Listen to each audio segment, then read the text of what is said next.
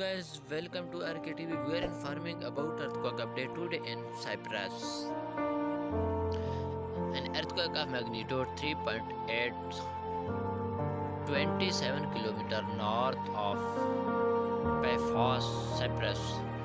Tuesday, 5th April 2022 at 5 p.m. local time, is reported by German Research Center for Geosciences.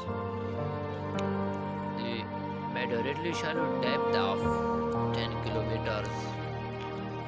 The exact magnitude, epicenter, and depth of earthquake might be revised within next few hours or minutes as seismologists review data and refine their calculation, or as other agencies issue their